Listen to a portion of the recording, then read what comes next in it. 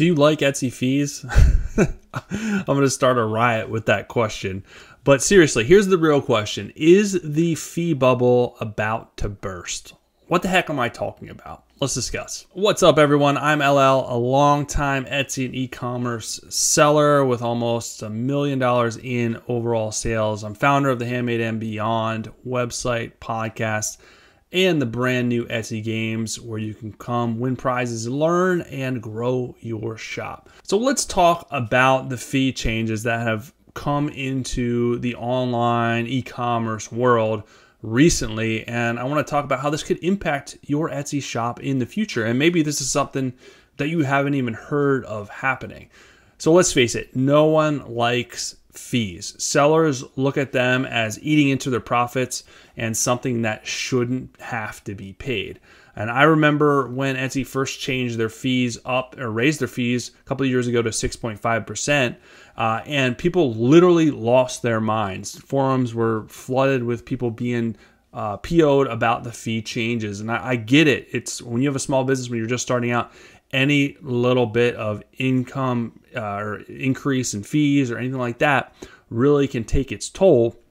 But not to kind of defend anyone, but the fees really are, they're something that's just a part of e-commerce business. They're basically the price to entry, and they do vary depending on what platform that comes into play. But these big companies, they have lots and lots of infrastructure that needs to be paid for, and fees are just one of those ways to recoup those costs.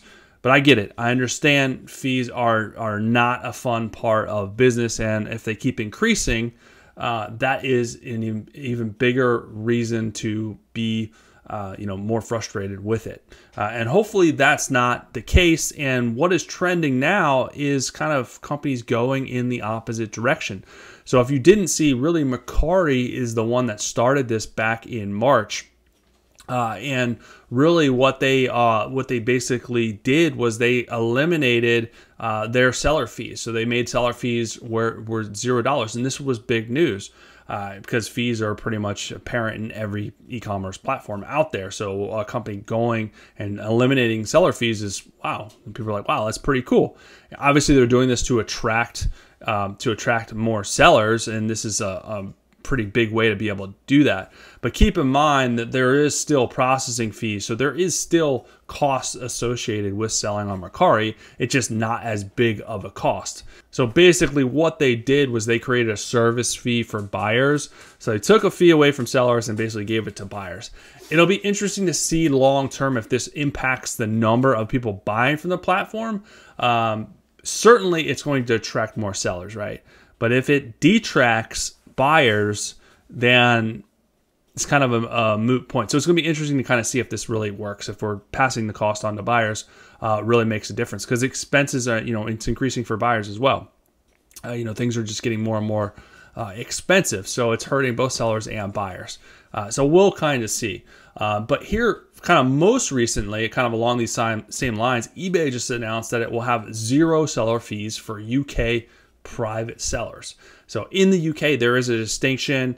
I think it's how it's set up. I'm not really sure of all the details, but there's a distinction between private sellers and business sellers.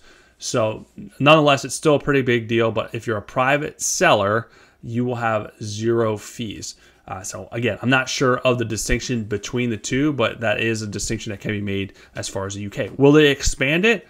I'm not really sure how or if they're going to expand it, but still, it's pretty big news to eliminate any type of seller fees for eBay, which is basically the second biggest e-commerce platform on the planet. But also, Poshmark has followed suit. So a lot of people sell handmade on Poshmark, which you can do, and you can sell other stuff on Poshmark as well. But they basically changed their fee structure as well. So instead of 20% fee, they are changing to a 1, 2, 3 model, meaning that $1, $2, or $3 will be charged for sellers depending on the order value. And then everybody pays the 5.99% fee.